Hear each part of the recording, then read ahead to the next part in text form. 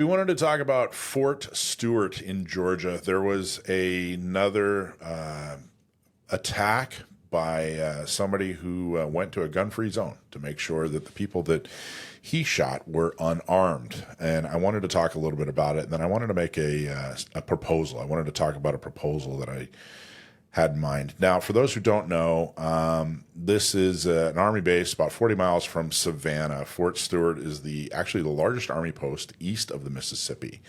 It's home to thousands of soldiers assigned to the Army's 3rd Infantry Division. Now, here's what happened.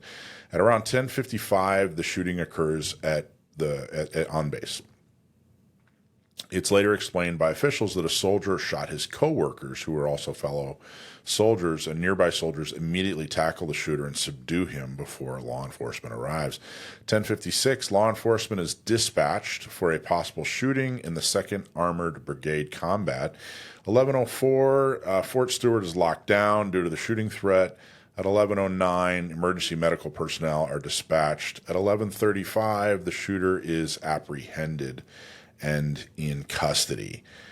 Now we're up to 12:10. So this is more than an hour after. 12:10. Fort Stewart lifted the lockdown of the main containment area, but the 2nd Armored Brigade complex, which is located about 3 miles down the highway, remains locked down. The scene is no longer considered an active incident. 12:44, so within 2 hours, President Donald Trump is briefed on the situation, and the White House is monitoring, or was monitoring, according to their press secretary.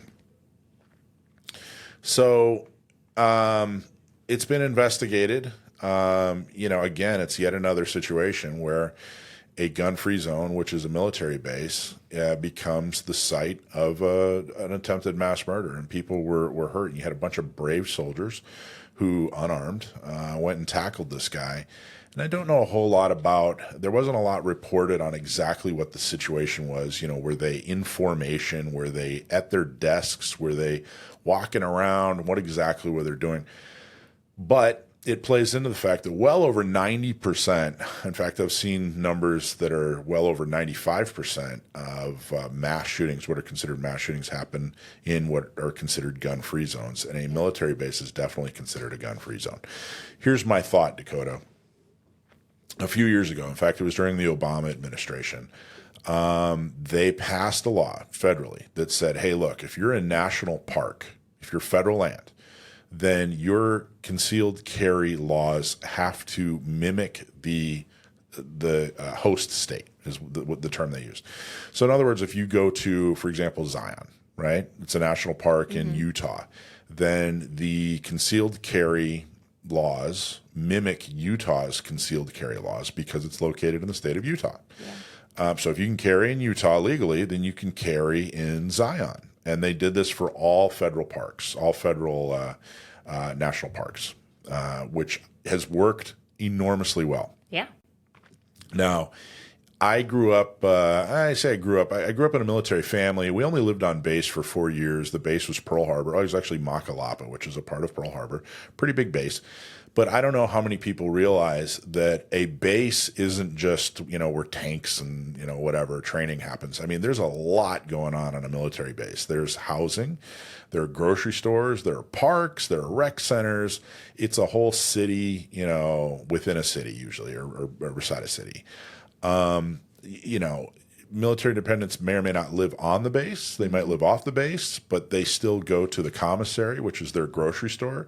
They still go to the post exchange, which is kind of their Walmart, because they get benefits. Things are sold for, less money, and sometimes they don't have to pay sales tax and that sort of thing. So it's a huge benefit for a military family, which, military pay is okay, but still there's a lot of sacrifice when you're a dependent, when you're serving in the military. And so this is a benefit. Currently, though, if you live off base or if you live on base, you can't carry on to base. So if you decide, hey, I'm going to go get my car fixed, at the gas station and mechanic on base, I'm going to go do my grocery shopping at the commissary. Or I'm going to go buy, clothes or whatever, back to school items. Or if you're just going to go to a restaurant, a rec center, anything that you're going to go do on base, you have to decide to disarm yourself. And a step further, you can't even bring that gun with you. Right. So it's not like you can stop, disarm right outside of the base, bring that, put it in a locked container. Now you might not get caught, but that's not what we're talking about. We're talking about, adhering It's illegal. to law. It's a big potential big charge. It's a big deal. Yeah. It's a big deal. So my suggestion, my thought, and when I've actually talked to, I'm not going to go into too much detail, but I've actually talked to a congressman about, is they should do the same thing they did for federal parks. They should say, hey, whatever military base, across the nation, they should adopt the carry standards, laws, procedures, regulations of their host state. Now, that doesn't mean that you can now carry in a sensitive area like, on the flight line of an Air Force base. Right. It doesn't mean that while you're in formation and you're a sergeant or a chief or whatever, that you're allowed to carry no matter what your commanding officer says. That's not what this means. This means that if you live on base, when you're off duty, you can carry and protect yourself and your family just like you do on the outside world. Mm-hmm. And you're live off base and you're going on base to go to the beach or, go to the, buy food or whatever, you can defend yourself just like you do when you're off base. This means that forts and Navy bases and military bases of all kind will no longer be gun-free zones, and soldiers and airmen and sailors and Marines will no longer be sitting ducks, which is what they are right now. Yeah. And I really truly believe that it is for, a military facility is a government facility, and for the government to say, hey, you can't exercise your Second Amendment rights here, is as against the Second Amendment as it gets. So I don't know. What are your thoughts on that? Yeah, I like that proposal for sure. I think that's a good idea. I think, yet again, another example of the government requiring us to disarm and then not doing their due diligence to keep us safe. You can't tell me I can't have a gun and I can't protect myself, and then also you're not going to protect me and you're going to let a gunman come in and shoot at me. Like that.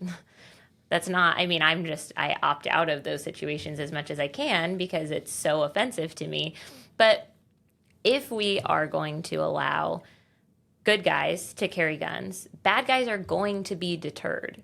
That works. We know that works. That's like scientifically proven, right? We have the studies to show it. That works. If good guys can have guns, then bad guys don't want to shoot up those places. So we could give them a very easy way of being safer without really changing very much at all. Just adopt the state law. That makes total sense. Makes a lot of sense. And we can point to these national parks, hey, this already works. Yeah. And again, we're not taking any power away from a commanding officer. We're not putting soldiers in more danger. I think there's this thought that soldiers and military personnel in general are just walking around with their M16s or their M4s or whatever, and it's just simply not the case. I mean, there are a lot of people out there that are left completely unarmed. You have to go through, not in every military facility, but you usually have to go through a checkpoint, but they don't search you. It's not like you get wanded down or, it's not a metal detector like in an airplane or anything like that.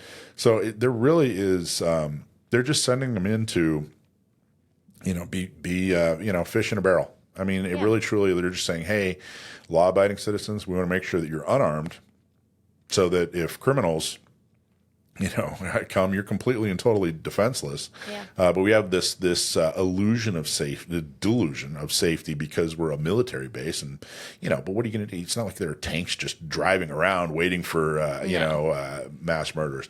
Anyway, I just don't think there's any reasonable defense for the idea of forcing bases to adopt the carry policies of their host state. And it's something I'm going to start talking even more about to people that can do something about it. And I hope one day we'll be able to come on Gun Owners Radio and say, hey, you know what? We changed federal policy and we made a lot of patriotic Americans and their families even safer. So there you go. That's my... Hey, thanks for watching Gun Owners Radio. I hope you loved that clip. Don't forget to like, subscribe, comment, and follow us on social media. And check out our website at gunownersradio.com.